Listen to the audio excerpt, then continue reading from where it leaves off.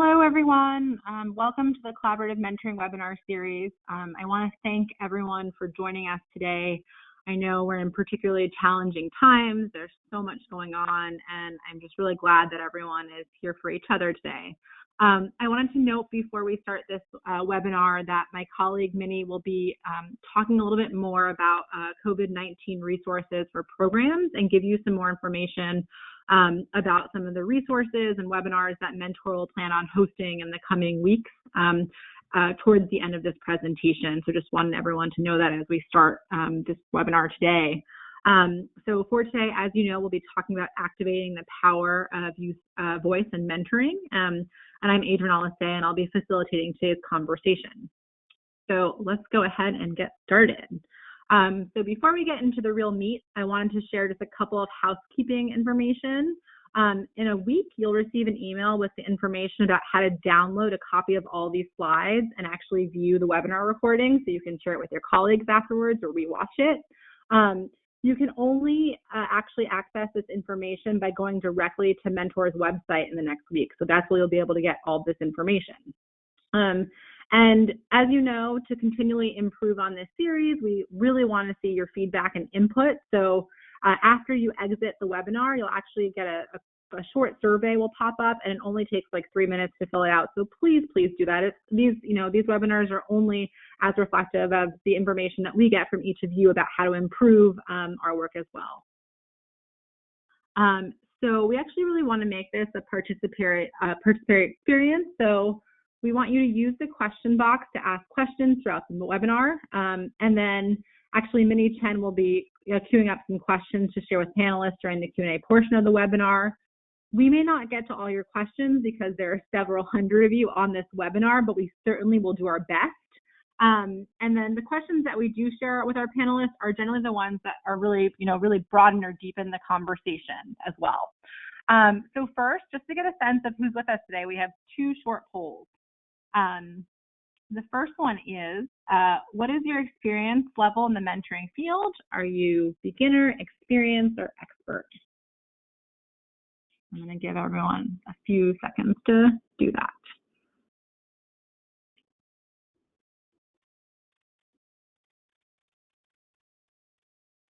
Okay, so it looks like we have a lot of experienced folks in the audience today, about 68%.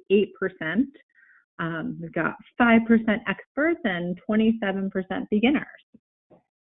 Thank you. And then we're going to launch our second poll, which is, what is your role in the mentoring field? Are you a practitioner, a researcher, a technical assistance provider, a funder, or other? So all other things.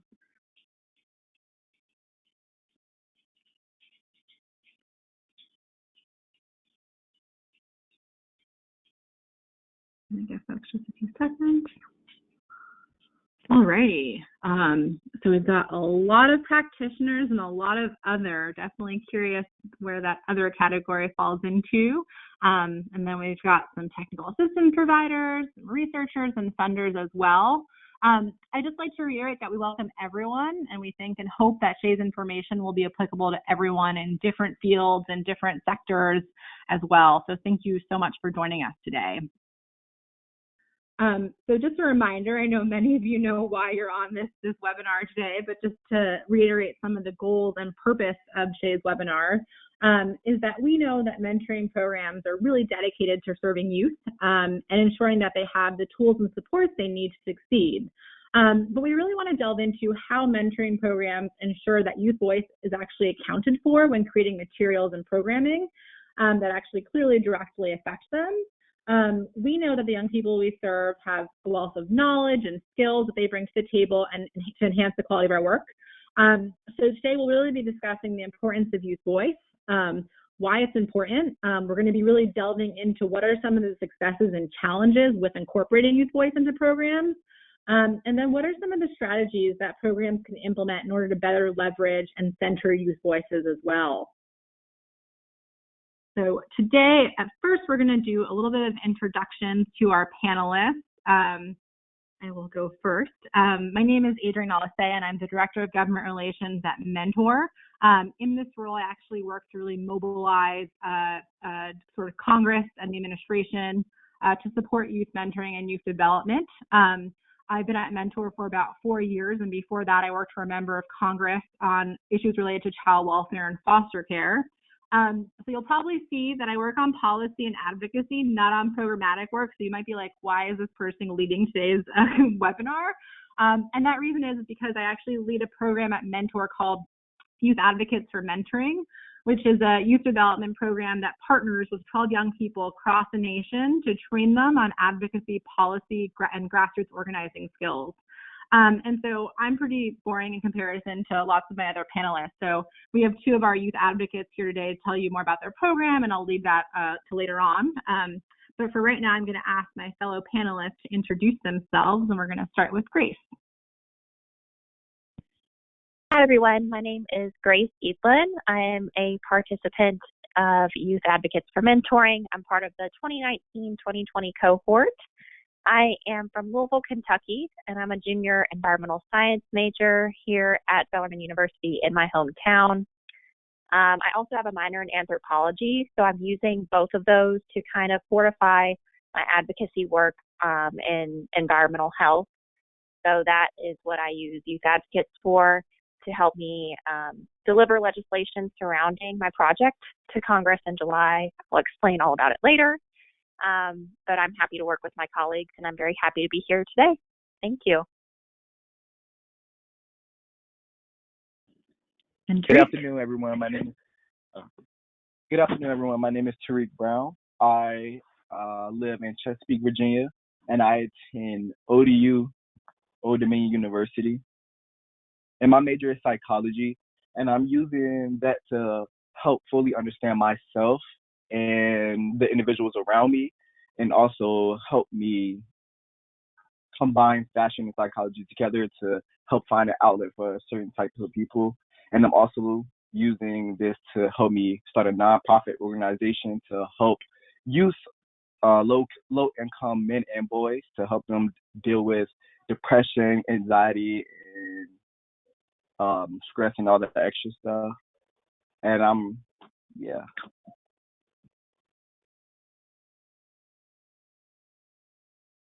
Hi, everybody. My name is Cato Maldonado. I grew up in Los Angeles. I am the Director of Training and Outreach for the Youth Mentoring Action Network. I did community college. I'm a proud community college graduate, transferred to Pitzer College, graduated with a degree in environmental analysis, and then moved on to my master's degree and graduated last year. It's a master's in education, rooted in community engaged social change. And we're from the Inland Empire, Riverside County. Some very interesting places to do youth engagement, youth mentoring work.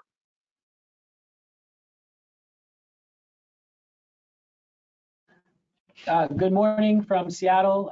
My name is Stephen Song. I'm the Executive Director of Community for Youth. I started out working with young people as a undergraduate at the University of Washington in Seattle Central.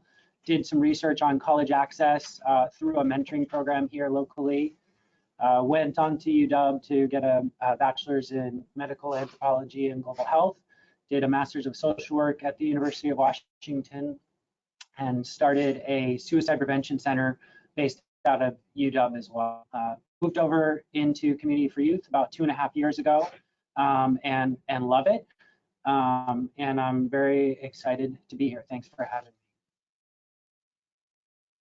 Hi, my name is Amy Lee. I'm a senior at Cleveland High School. I'm also a 3-year member. Sure. Hey, can folks, you hear me now? We're having some trouble hearing both of you. I'm not sure if it's the reception. Okay, give me 1 second. It looks like it's working on our end.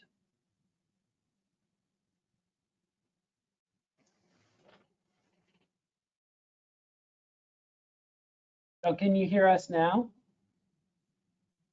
Yeah, it's much better.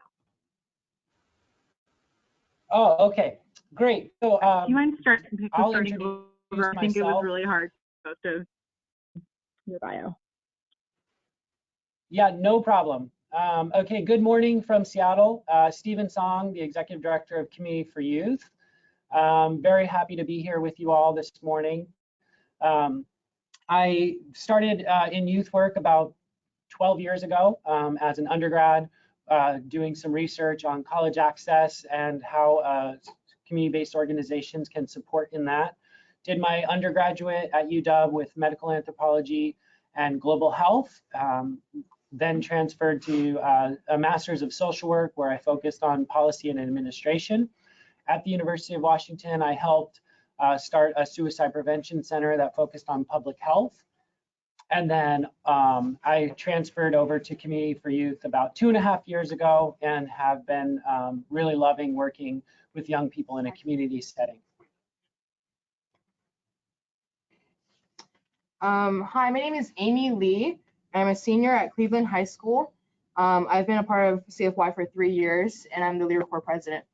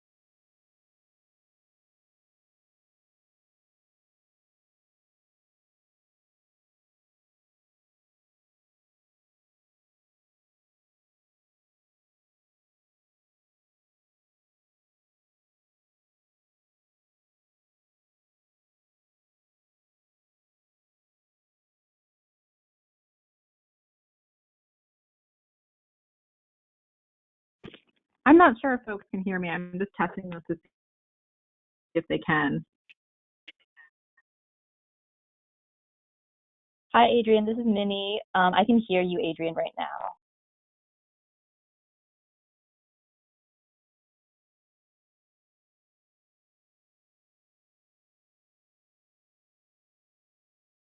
Grace, I'm not on your slide. Could you repeat that for me? I'm sorry, it cut off.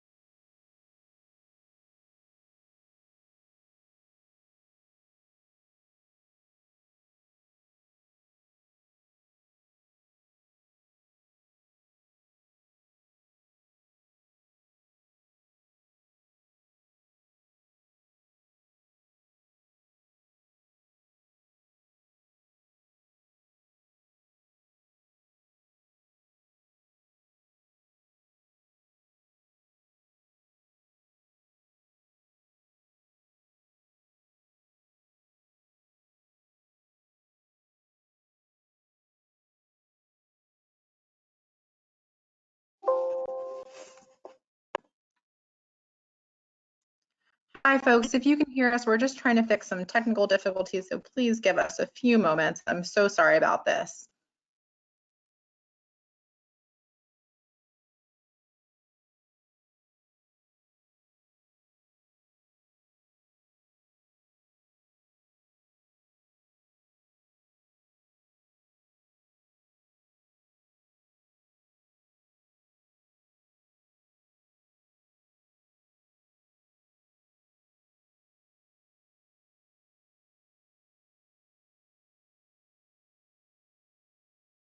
This is great.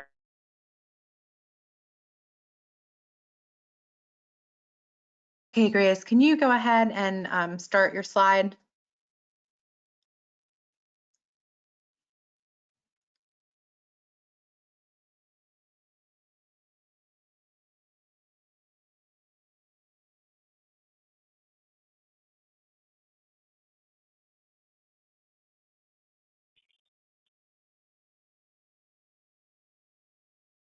It might be on my end, but I can't seem to hear anybody. I'm really sorry. I don't know if I should go ahead.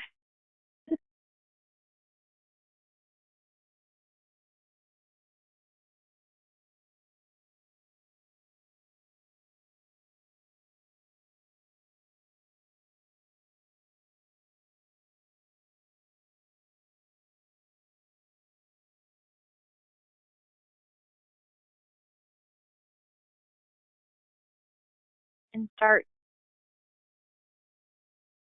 mentoring. It's out of Washington,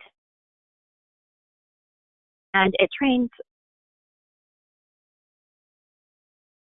on advocacy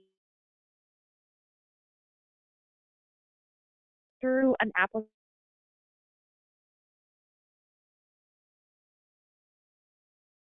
Students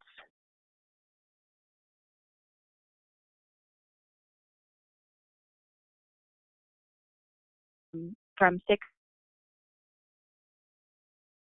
they are able to, of their choice, to create policy around that and deliver it to Congress at the end of the program. So for us, being the first cohort, that will be in July of this year, if everything goes according to plan. So it's training of in kickoff week, we were flown out to Washington, D.C. Person training, work with each other on our advocacy projects, kind of creating a thesis, if you will.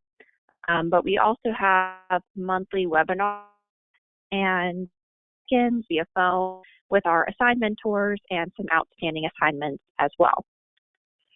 So as far as being matched with a mentor, that is somebody who a background that CU project, being environmental health, Louisville, Kentucky, ground in global health. Stakeholders. So that's very alt.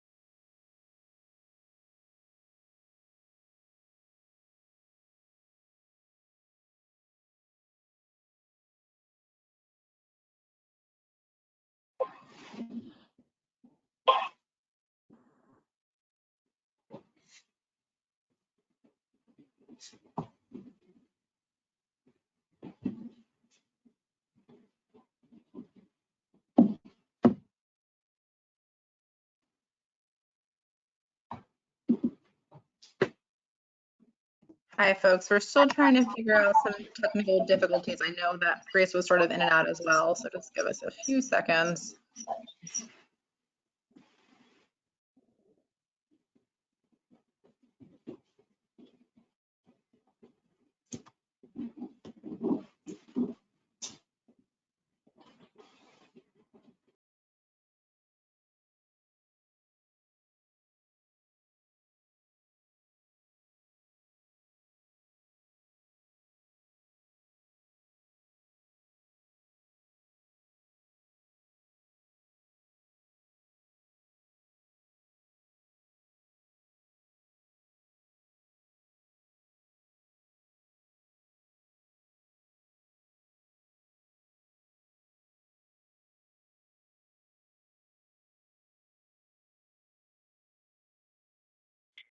Okay, I'm going to talk about youth advocates again. I hope that you can hear me this time.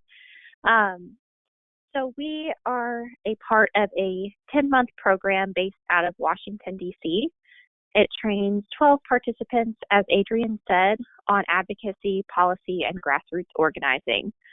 So there was an application process back in September, and students ages, or just youth, ages 16 to 24 were able to apply from 6 different states in the U.S., and then 2 participants were chosen from each of those 6 states. Advocates are encouraged to craft their own policy surrounding an advocacy project of their choice. That will be presented to Congress at the end of the program, which will hopefully be in July if all goes well with the coronavirus and all that. We have training in the form of in-person kickoff weekend, and then we have monthly webinars. Sometimes it might be 2 times a month, depending on the needs of the youth. And then we have check-ins via phone with our mentor as well as the program coordinator, and some outstanding assignments with due dates.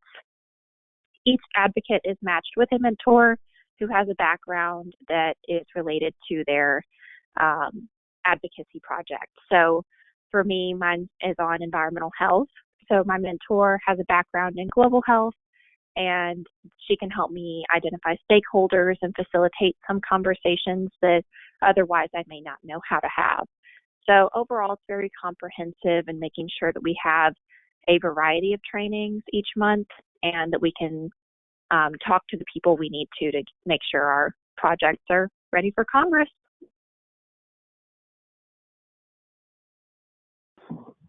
Hello, can you guys hear me? Yes, Tarik, I can hear you. Okay. So the YAM encouraged the youth voice. Basically, I was afraid that I wouldn't get this position. I was amazed at myself for getting it. When I received that email, I called everyone. But it was something new for me.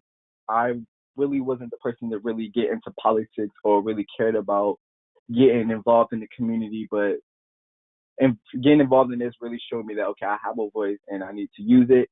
And I really appreciate everyone that's involved in this, because it's like when you need help, help is provided.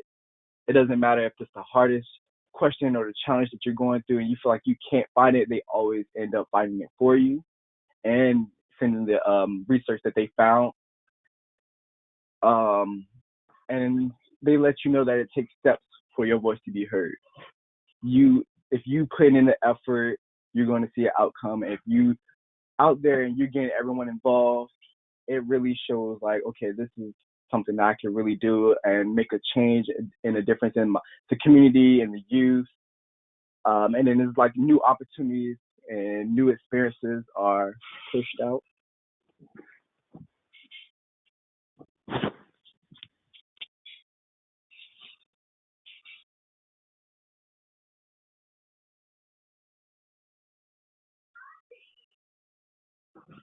And so as far as how Youth Advocates encourages the youth voice, like today, you all will be doing your survey and evaluation after the webinar.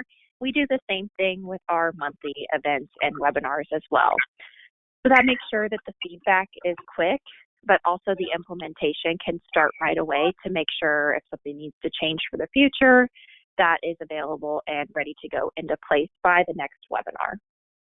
So for example, if a presenter did not fit the needs of the advocates, these anonymous evaluations really allow the participants to speak out and share what they need for the future.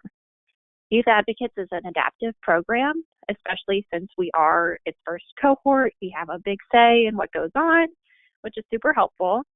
But nothing is concrete. The advocates really have a voice in what we want to see as far as training and assistance to ensure our success. We have check-ins with the program coordinator, Adrian, and those act as another evaluation of the program, although they aren't anonymous. If there are any issues with our assigned mentors, we can discuss the best way to move forward with our coordinator. It's really nice to have that middle person if sometimes I can't get a hold of my mentor, it's nice to have somebody else encourage them instead of me having to do it myself, because that process can just be a little bit awkward. So it's great that we have that strong relationship with the program coordinator. One of our big things, for example, is needing more help with our policy memos. A lot of us have never worked on Capitol Hill before. I know I didn't have an American government class in high school, so this is all very new for me. But it's helpful when I can talk to Adrienne and say, this is what I need from the program, this is what I need for the webinar, and then we have those examples the next time we all meet up to make sure that we have each other's back. The big question is, what do you all need? And I know that we talk about the book Critical Mentoring next in this webinar, but a little sneak peek is that we read the book for our advocates program right back at the beginning of the start. So it really taught the advocates that the coordinators, the managers of youth advocates for mentoring want us to speak out and speak up. But they're really valuing our opinions and our needs. At the kickoff weekend in DC, our CEO sat and talked with the group at dinner and in in-person training and asked what we needed from him. It was the first time I personally felt like advocates were put first. I've been in leadership programs before, and they just never really considered what I was asking for. So instead of speaking from his experience, he was able to be excited by our wishes and dreams, and that empowers the program. So it makes me feel like my advocacy is really taken seriously here. I'm not in a program that expects me to fall in line with leaders of the past. Instead, I'm in a program that wants me to have my own path and to be a leader for my generation, because the times are changing. So by letting me speak and giving me the floor, Youth Advocates for Mentoring really lets the youth voice shine. Thanks so much, Grace. We're going to actually transition over to the Youth Mentoring Action Network. Hi, everybody. So hello, this is Kade. Yeah, I'm, like I said earlier, I'm the director of training and outreach for the Youth Mentoring Action Network. Basically, our redefined or re-envisioned vision statement is right there. So EMON envisions reimagined youth-led multi-generational spaces in which healthy dialogue, community-engaged education, and civic engagement create equitable environments in which youth thrive. A lot of this work is definitely derived from our founder and our executive director's book, Critical Mentoring, A Practical Guide. And just thinking about how do we be intentional when we walk into youth spaces, right? As adults, that can already be a barrier, but also what other sort of things are we bringing into the spaces, whether it's issues with race, class, gender, sexuality, our political ideologies and beliefs, right? All these things impact that youth relationship or that mentoring relationship, and can sometimes strengthen or damage trust, right?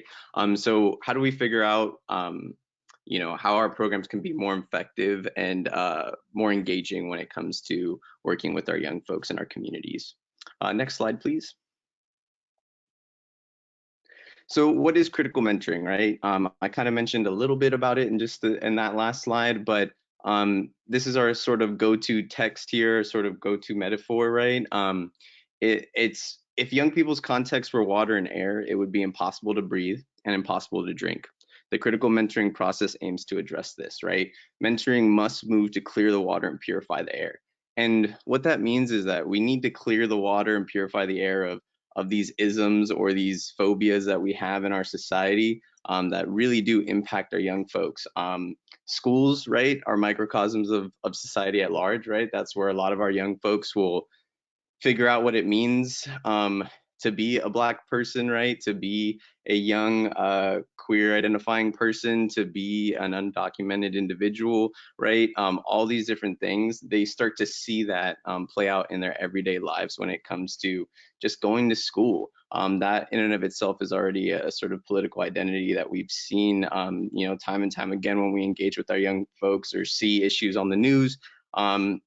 In all of this, right? So it's really about not using mentoring to manage symptoms, right? We're not just here to help you with your homework or, to get you just that resource that our organization says that we're here, but we're also at the same time leveraging mentoring to address those root causes that might, put us in these spaces to do that work initially, right? So it's really about a sort of holistic healing process, and not just going in, doing the job, and then, maybe leaving or just waiting for that person to grow up, right? That young person to grow up. Next slide. So just a little bit about EMON and our organizational structure. This is where it comes down to being intentional, right? We found that we could not advocate for youth-led spaces if we ourselves as an organization weren't a youth-led or a youth-centric space. And Dr. Tori Wiesen-Surden, my boss, and my mentor, talks about that extensively in her book, right? Is what is youth centrism, and how does it work? And it's basically, the basic idea of it is just centering young folks, right? Young folks are at the crux of everything we do. And the important thing behind that is that they're also in the same room as us, making those decisions about what to do, and how our organization should engage in certain topics, what we should be focusing on, what our programming looks like, how can we best deliver culturally relevant, culturally competent content all the time. And we found what works best. It is also incredibly hard to do, for sure. We're always constantly learning, because having youth in our spaces making decisions with us, it's a difficult process sometimes, right? And that is by and large what the book Critical Mentoring talks about. Is it's a lot of what we failed at, what we were trying to do, and it didn't work out. And the way that we learned that was from listening to our young folks and having a critical and healthy dialogue and conversation about this stuff. So yeah, the organizational structure is there, right? We have youth board members, 2 local high school students and 2 college students. Roughly, they tend to switch out after 2 years of service. They are treated like what a normal board member is going to do at any organization, right? They donate to the organization. They make, they vote on big level decisions on where we're going, how do we acquire new funding, etc., all that good stuff. We have youth on our staff. So beside me and our director of programs, we have 2 youth program coordinators. We have a music program director and 1 videographer that shows up and just sort of takes photos, shoots video, right? So they're controlling a lot of the content that goes out to you all, basically, if you follow us on Instagram, Twitter, etc., and stuff. And so that keeps us intentional, keeps us honest. It keeps us delivering really great content, I think. And so, yeah, and our young folks just, they tell us what we need to know. And so that influences our theories and our practice on the ground with our young folks. Next slide, please. So a quick thing that I wanted to bring some of our young folks on this call.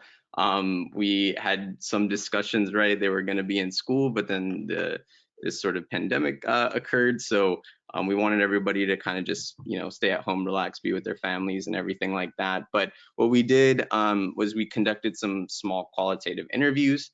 And so I'm just going to give folks a couple of seconds to read through some of the youth perspectives that we gained when we asked them what their opinions, thoughts were on youth voice and what it means to have a voice in a space that, in any sort of program.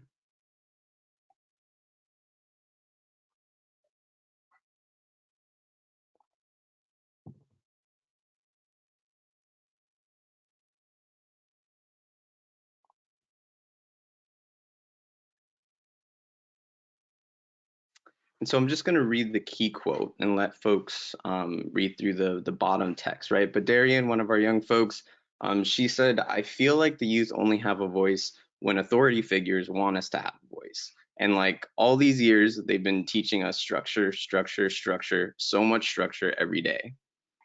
Can we go to the next slide, please?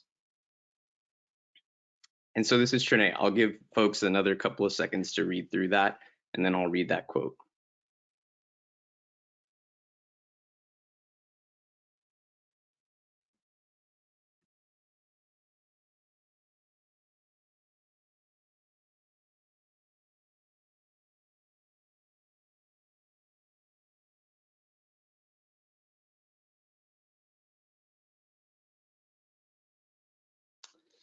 And right, Trene's quote is, youth voice, power, and choice means to me is giving young people a say in what is happening around them and in their lives, and giving them the power to actually control certain situations.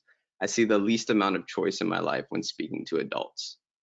The important thing about these two interviews was they were conducted at our school site, our primary school site at Adewanda High School. And that's where we do a lot of our programming and recruit a lot of our students. Our students come from all over the Inland Empire, but a lot of our students come to us from, school spaces, really.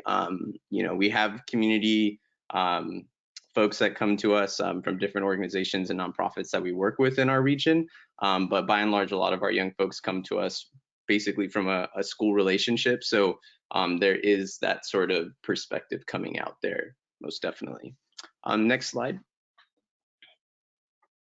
So a lot of our work when it comes to youth engagement and youth centrism has pushed us on this path to have launched our Black Girls in Power programming and initiatives. So please look through our website, and there's some phenomenal work that's going on there. We just launched our Black Girls Initiative in January and had a great event and conversation with Dr. Cynthia Dillard and Dr. Bettina Love, two folks I suggest everyone check out their work and look through, please. But yeah, Black Girls in Power really came out of our target population, or at least the service population that we work with primarily tends to be Black identifying young folks. Black girls specifically in our program kept coming back to us and kept saying that, a lot of the work that they keep seeing within the mentoring and youth development field tends to center around young men of color and everything. As a young man of color myself and everything, like I've definitely been seeing that. And so what are sort of the unintentional consequences of our programming or our focuses, and who are we leaving behind essentially, or who are we not really including in the process in this healing work and everything, right? So how do we be constantly intentional and constantly listening to everybody in our community so everybody's thriving, right? And so a lot of our young Black girls in our program told us this. We're expecting, our founder, like, hey, we need to, have some sort of healing wellness work incorporated into Iman's future and plans, and that's how we got Black Girls in Power. The EM standing for Education and Mentorship. And by and large, a lot of our programming currently has been focused on mental health and wellness. So we have two Black female LMFTs, both doing mental health work, licensed or marriage family therapists, right? Doing mental health work in very different ways, physically, like at a boxing gym, as one option with I call them doctors, but LMFT Anita Watson and LMFT Wendy Whitmore does a lot of the traditional sort of healing, talking through things and creating space and holding space for our Black girls and everything. So that's our snippet. Thank you so much for listening, and looking forward to the rest of the presentation. Hello again, this is Stephen Song. So Community for Youth has been a youth mentoring community since 1985. We've worked in Seattle. In the majority of Seattle, our time has been focusing on 4 schools in the Seattle area. About 2 years ago, we redid our mission, vision, and value statement. That also happened to coincide with our Washington affiliate of Mentor hosting Dr. Tori Weisstein-Serdan and talking about critical mentoring. And so the critical mentoring was a pretty big part of influence on our values creation. We had community voice in that, so students, parents, former mentors, current mentors, board members all come together and have a series of conversations to get us to really think about our organization, not just as a community in and of itself, which historically we've kind of held that notion, but really thinking about how we play a role in being a support for the young people in the way that they determine versus us determining that. So a big part of what we gathered from the critical mentoring was really redefining and being intentional about the role of mentoring as a stakeholder and a coach versus somebody just telling the young person how to best live their life, especially considering the different positionalities between our mentors and our students. So we'll talk a little bit about our program and some of the components of our program. So if you could go to the next slide. So first, we do a 4-week orientation and training of all of our mentors, which one of them is designated towards critical mentoring, and really getting all of our mentors on board with this approach. After that, we take all of our students and mentors to a YMCA Camp Coleman and create an opportunity for community building and connection. And I'd love for Amy to talk about her experience there. Hi, this is Amy. Can you guys hear me? All right.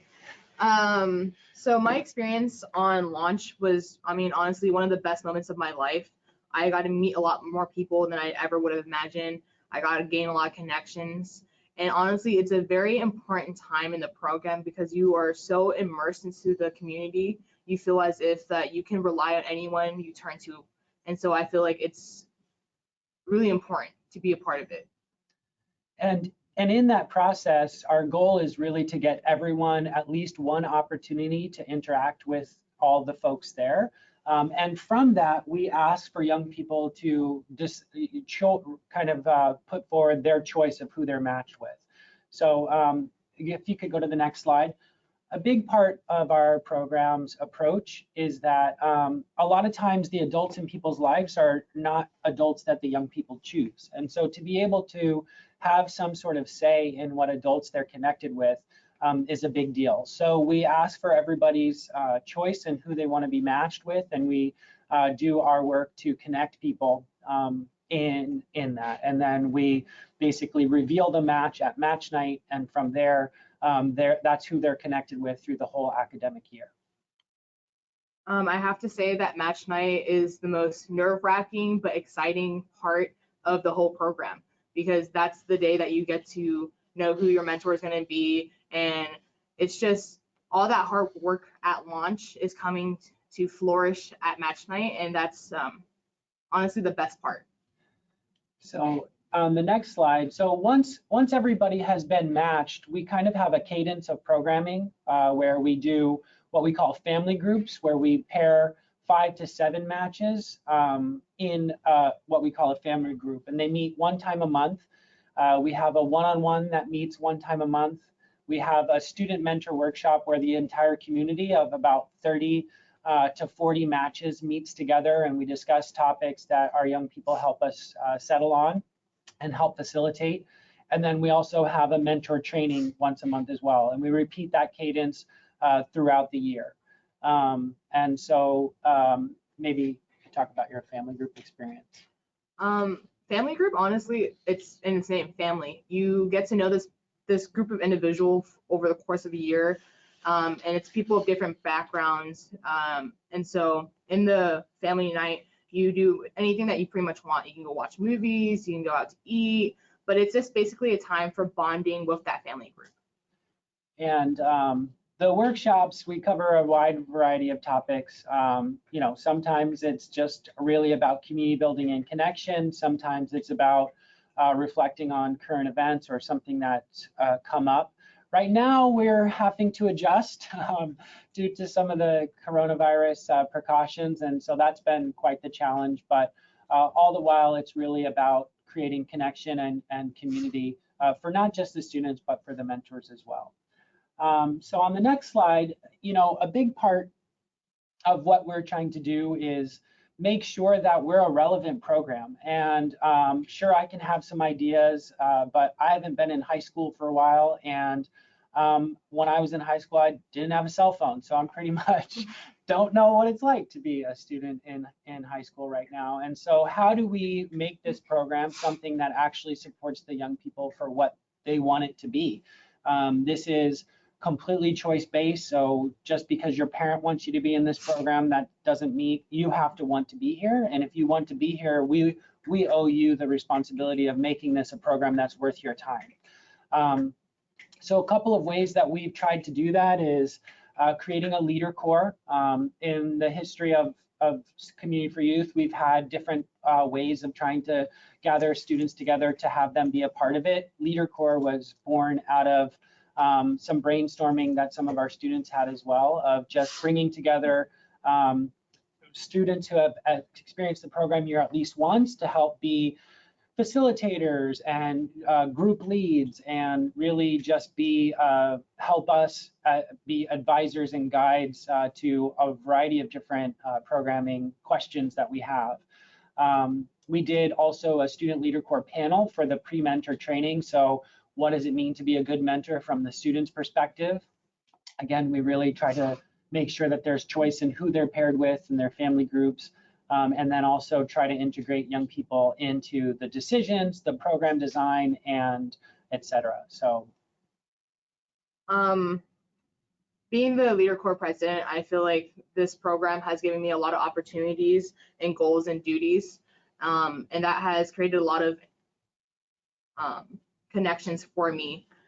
But honestly, I think that for youth to want to, if you want to integrate youth voice, you have to really accept what the youth is saying and really just listen to them. And I would say that some of the successes from that, if you want to go to the next slide, has been that if it's amazing when you create space that young people will occupy that. And I think that that's something that we noticed is young people taking an increased ownership of the program and supporting our new students. You know, it's really nerve-wracking to enter into a space of adults from a variety of different places, students from different high schools across the city.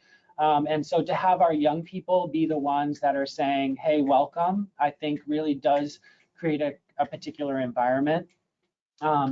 Also, I think that we've just gotten better. Our food has gotten better, our program has gotten better, our music has gotten better, like everything has gotten better. They've elevated and really taken ownership of our program.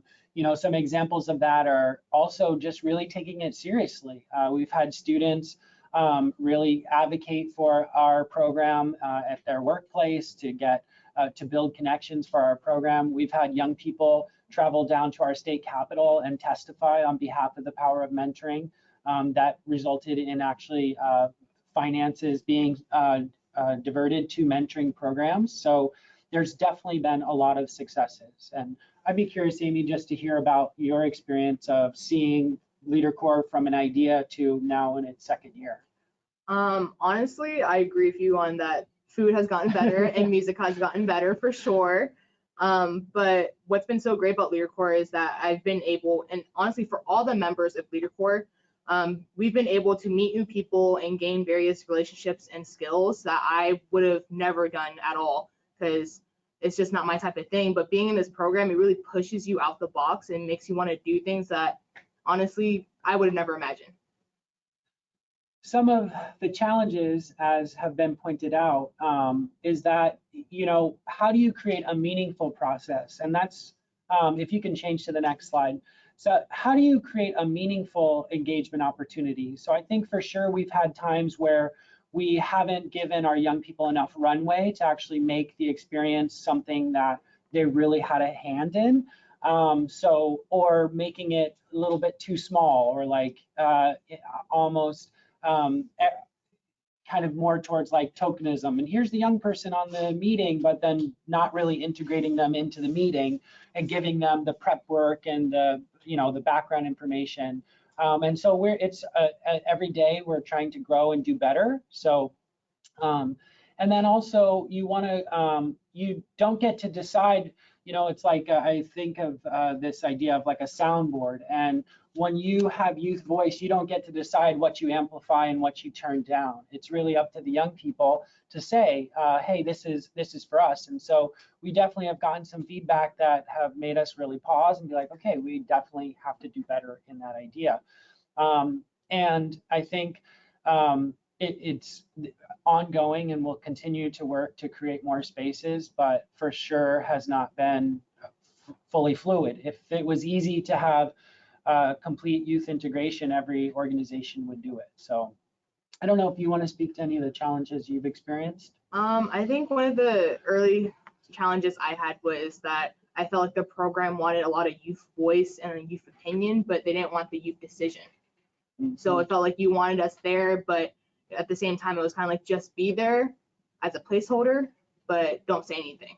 Right. Right. And that was a very good experience and a humbling one of like, yeah, we can be looking at our strategic plan and doing these things, but what does it actually mean to have a young person at the table on the decisions that are really, that you have to do more work to integrate that choice in. And so again, very much humbled by our student leaders, and just as we hope that it's a growth opportunity for them to be able to have experience to talk to legislatures and et cetera, it's a growth experience and opportunity for us to be better as an organization. And so we have a couple of quotes from some of our students. I'll give you a second, or one of our students and one of our mentors, give you a moment to read through that.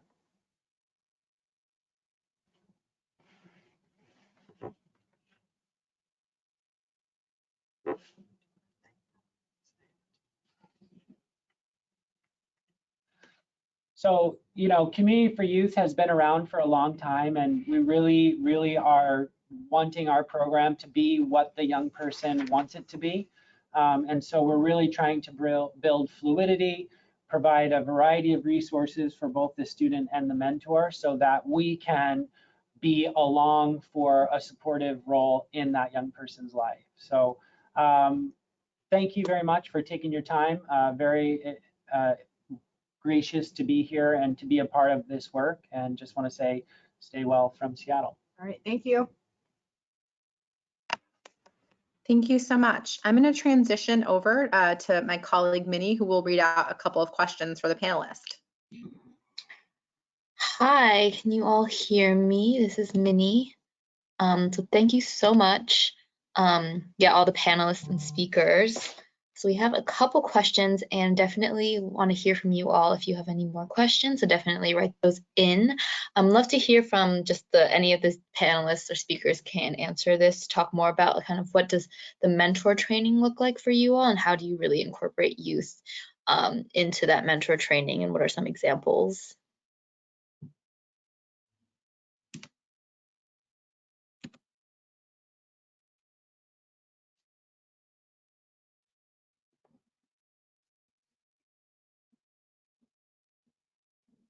Anyone can go for this one.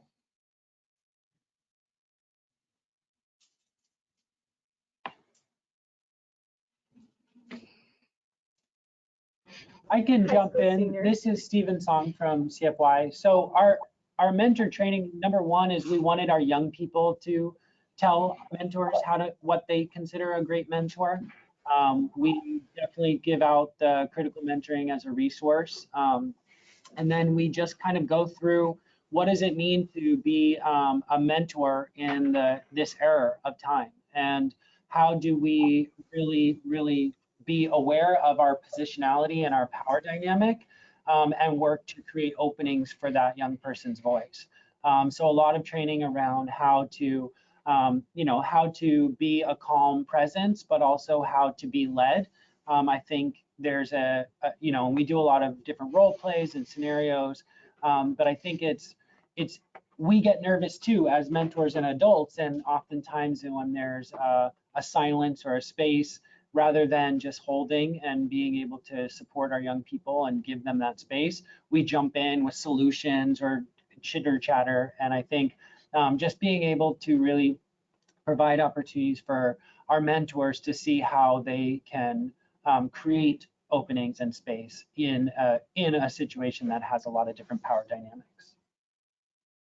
Yeah, and I can also answer that. You know, Youth Advocates for Mentoring is a little bit of a different program, right? Because their mentors, advisors serve really in an advisory role. And so one of the things that we remind them of as they're helping each of the youth advocates with their policy memos is that they are there to support the work. They're there to help find resources, but they are not there to provide all of the answers and to guide so heavily that they are just making a lot of decisions for them. And so that's something that during their training, actually Minnie does, that we do we try to emphasize a lot, is just making sure that they are remembering to take a step back. And I think that could be applicable to any mentoring program, right? That they can take a step back and think like, yes, I may have an answer that I would love to provide to them, but I need to help process this with them rather than give them the exact question, the answer, the exact resource, so that they can sort of get there with them rather than for them. Yeah, and this is Kade with Youth Mentoring Action Network. As a person who trains mentors within in the critical mentoring context, I think it's important to be well read. I think you definitely need to be well read, but that's not the only thing that you need to be doing, right? And well read meaning like, okay, can you read critical race theory? Can you read all these other, you know, sort of critical theories that really explain and kind of go through the everyday lives of like the folks that you might be working with or the communities that you came from or whatever the case may be. Like that's super important, but more importantly than that, it's the intentionality and the sort of humbleness, the humility that you bring into that space with young folks. And I think we often forget that. You know, a lot of the spaces that young folks exist in are very, you know, authoritarian, right? Like there's someone there to monitor behavior, and behavior management's like the most important thing, right? There's not this collaborative nature that usually goes on, or at least that's not what youth are like. And your program can be amazing. It could be the most collaborative space ever, but if all your mentors and all your staff aren't doing that sort of self-work to really think through like, okay, how am I presenting myself in these spaces? How am I, you know, discussing the sort of privileges that I've had or the privileges I didn't have with my young folks in a very genuine way and stuff. So it really, I think for me, is the key thing is that intentionality, and that's really hard to train on, right? It definitely takes time. It takes practice. It takes, you know, mental health work. It takes all these things because we got to be well if we're going to expect our young folks to do well in the future. Great, thank you so much. Everyone answered. So next question, and this can be applied. Well, the specific question was directed towards the Youth Advocates program, and I know we were having audio issues back then, so we might have missed some of the information, but they wanted to know more about kind of how are the young people selected, what does the application process look like, and also this can be applicable to Youth Mentoring Action Network and Community for Youth in terms of how are the young people selected to be part of your programs or to lead leader corps or be a part of your board. Sure. Hi, this So is Grace. Oh, sorry, Adrian, no, if you want to jump in, you're more than welcome to. But I can speak on the application part of it. It was a lot about where do you see yourself in 5-10 years? What are your aspirations? What are some things that you've always been passionate about? And I think that was empowering for me to hear because it really let my mind kind of wander out of the textbook, oh, this is what I'm expected to do within my major or within my community. It really let me dive deep into who has influenced me in my life and maybe why as well. And then I could write that in a 500-word or less response. I think were like 6 different prompts that you responded to, but it was anonymous. You didn't say your race or you didn't send in a picture of yourself. It was all based on your responses and not so much your age or gender or anything like that, which I personally appreciated too. So the diversity of youth advocate projects within this program, and it really is a platform for you to say, oh, what is something that's always been on my mind that I want to get involved in, but I don't really know how to do it, and I would actually need a mentor to help me guide that. And then you get to create this legislation too, which is cool. You really are empowered to quote unquote dreams.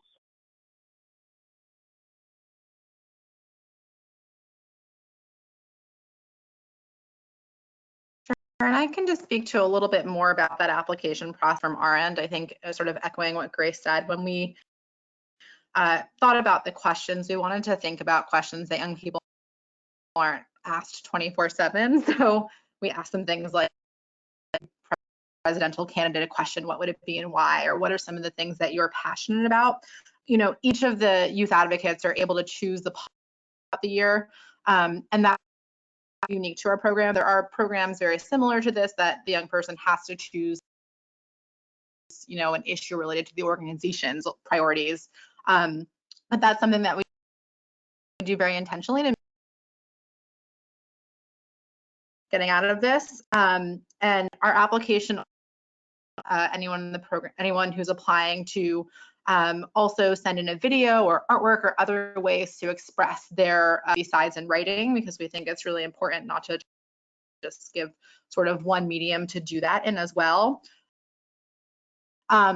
In terms of in the back end, I think, you know, for youth advocates, we had a very specific first year of having this program. You know, we only selected young people from 6 particular states in this first year. So we had a team of about 20 folks, which included folks from programs, folks from some of Mentor's affiliates, and young people as well, who got to peer sort of review applications and then get together as a group and talk about all of the different policy issues, the geographic locations, gender, you know, ethnicity, definitely everything revolving around the differences in this group of young people as well. So we had a really long conversation together about how to choose this. And then I think I will say, like, for a program like this, it's not the same as a, you know, a formal mentoring program in the sense that you know, we had to make very difficult decisions in sort of making sure that we had a group that we also thought were going to like mesh with each other and be able to provide different perspectives and ideas as well. So I will say it is a little bit different in that sense. And I think someone was asking in the chat box just about sort of application parameters and thoughts for next year. And I just wanted to say that we're hoping to open up our application process for year 2 in May, and that'll be open for a month, and then hopefully start the program up in August. So on our website, if you go to mentoring.org and go to advocacy, there's actually a section for youth advocates for mentoring, and that'll be updated closer to when we open up the application for next year. The other thing that I would just say that I wanted to hit on as folks are thinking about potentially asking, you know, sending this opportunity on to folks in their program, is that it's open to young people between the ages of 16 and 24. And we provide an $1,000 stipend for being a part of the program because we really value the time that young people are taking to be a part of our webinars and to, you know, to come to Washington, D.C. and to be a part of this program as well. So this really is, I think, part of, you know, ensuring that we're providing youth voice too, is making sure that we are showing that we're taking their role in this program seriously as well.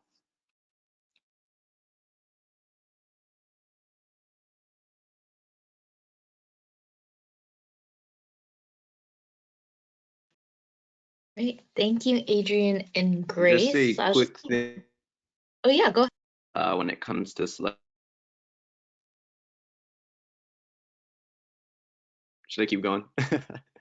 Oh yes, go ahead, please. Okay, for sure. Just really quick, for Iman's selection process when it comes to selecting our board members and our staff members and everything, we're a smaller organization, so it's a little bit more difficult, right, to put out a massive application and have people send our service area areas San Bernardino, try to localize in the schools or spaces that we're working in, and then sort of select within those organizations, right? And to also just be intentional and like making sure that we're building a relationship, we're making sure that our young folks are engaged and like that going to put the commitment forward something like this, because our organization and these things a little bit.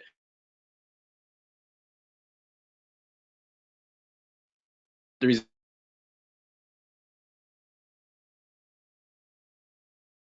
doesn't really capture,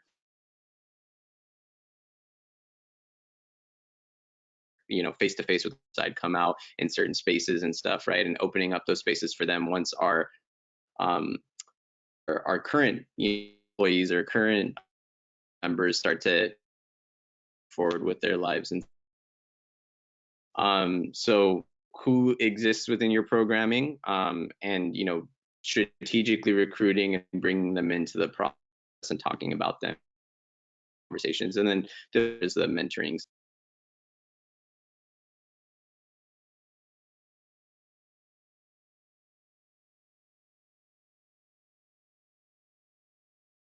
Thank you, Kade. I think you might have cut out throughout the response, so I hope folks were able to catch some of that.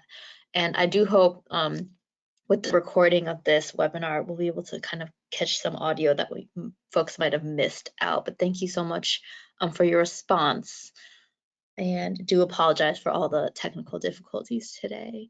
So we do have another question, so if any folks want to answer this one. They want to know kind of more about what is the youngest age of students you serve, and how do you engage younger students, such as middle school or elementary school students, in kind of integrating their youth voices, because some of your programs are focused more on high school, but if you have any best practices or tips for engaging younger students.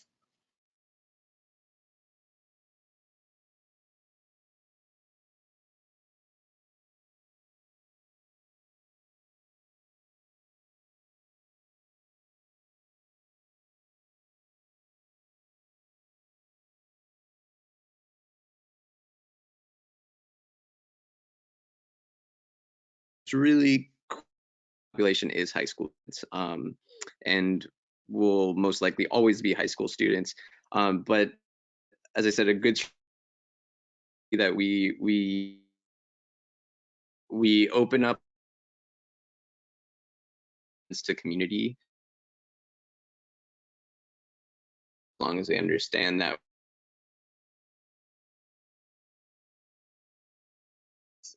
voice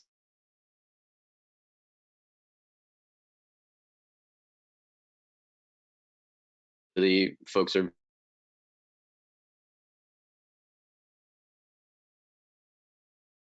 so forth, and we ask they're sharing things, you know, going through the content that we might be delivering, whatever programming for that month and stuff. So that is a good scene, is just including the entire family, including as many community members as possible. They get something out of it, and then hopefully, you know, we're creating that pipeline for our middle school and maybe even elementary school students, and you know, seeing their sibling, their older siblings, like in a program that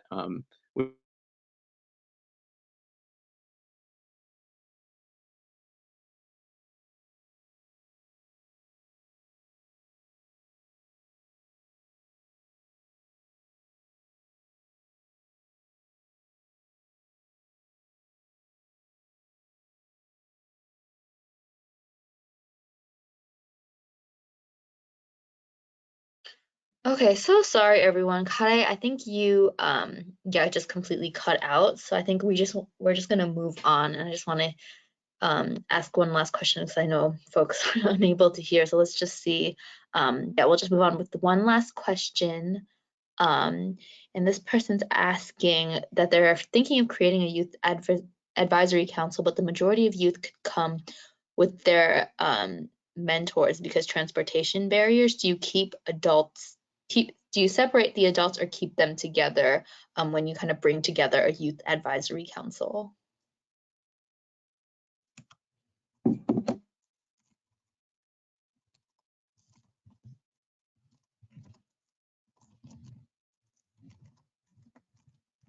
So, you know, Youth Advocates is not necessarily an advisory council, but I will give an example of some of the work that we do. So when we have the Youth Advocates in person in DC, we actually purposely set aside different times throughout their trainings where it is literally all of the program coordinators and adults leave the room, and their trainers are only youth trainers, and they're in conversation with them for 2 or 3 hours. And based on some of the feedback that we've gotten from them, and Grace, you can also chime in here too, is that that's some of the most sort of meaningful and helpful time for them too, when they can just sort of like process on their own. Even if they have the best relationships with our mentors, right? There's a different dynamic there as well. So I think that time is important. Grace, I would love to hear too if you have any sort of feedback or thoughts around that.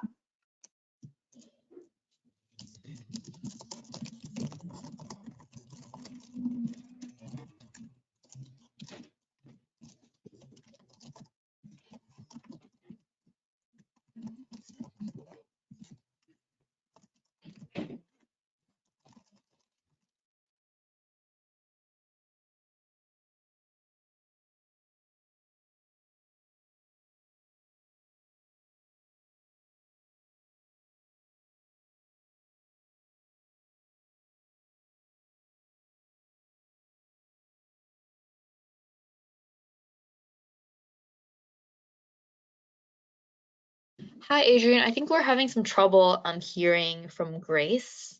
So sorry, everybody, for these issues today.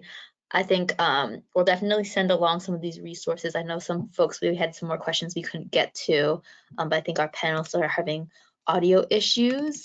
So I'll definitely can send along in the chat box the book that Kare might have mentioned and some other resources. But I think we are gonna just close the Q&A for now and just go into closing if that's okay. But thank you so much for your patience today. I just wanted to, we can just move forward right now.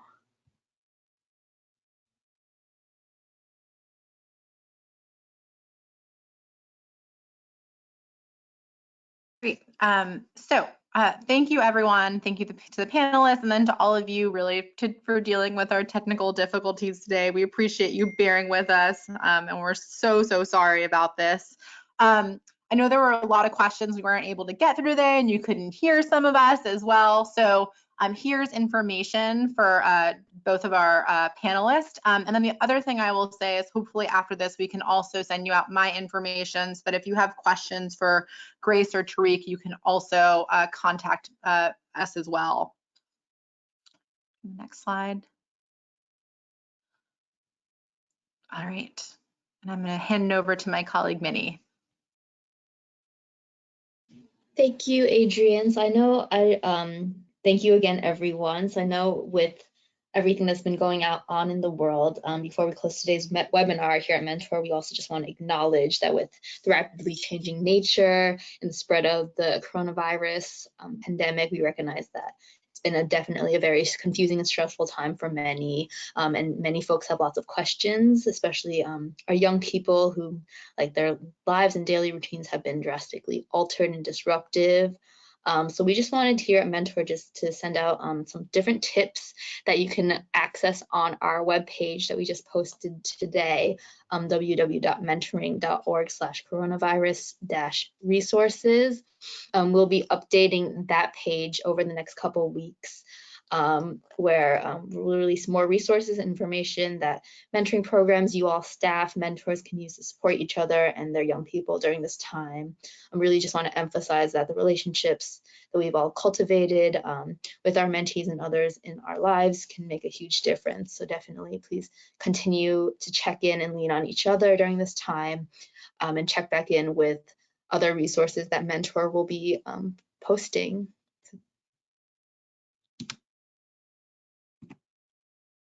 Yeah, and we're hoping in the coming weeks, we don't have an exact date yet to have another webinar, hopefully with no technical difficulties on this topic as well, to help folks process together the coming days and months as a field. So as always, I also want to just remind you of a couple of other ways that you can connect and find resources. We scale our impact by developing and supporting a national network of affiliates. And these affiliates provide leadership and infrastructure to support the expansion of mentoring relationships, either in their local communities or statewide. Our affiliates really serve as a unique role as a clearinghouse for both training, resources, public awareness, and advocacy. So we definitely encourage you to find out whether you have an affiliate in your region. We have them in about 24 states. So if you go to our website, there's a section that says affiliates and you can actually find out. We also encourage you to register your program with the Mentoring Connector, which is the national database of mentoring programs. It's a zip code searchable database and allows both mentors and mentees from across the country to find your program. And then the final thing I would just note is to check out the OJGP National Mentoring Resource Center website for no-cost mentoring resources and that help you apply evidence-based mentoring practices to your program. We provide evidence reviews on mentoring models for special populations, implementation resources, training guides that are all reviewed by the NMRC Research Board. And we also offer no-cost training and technical assistance as well. So we hope that you check out all these resources. And then just as a reminder, 1 week after this webinar, you'll receive an email with a link to this to the website where you'll post the recording, the slides, and additional resources. And again, as I told you in the beginning, we really want your feedback. So when this webinar ends, please answer the short survey to help us make this series even better. And then hopefully we'll see you at the Mentoring Boys and Young Men of Color Through a Racial Equity Lens on April 16th from 1 to 2:15 p.m. And thank you so much for being with us today, and hopefully everyone stays safe. And we'll be with you throughout the upcoming months to answer any questions or things that you might need. Thanks again.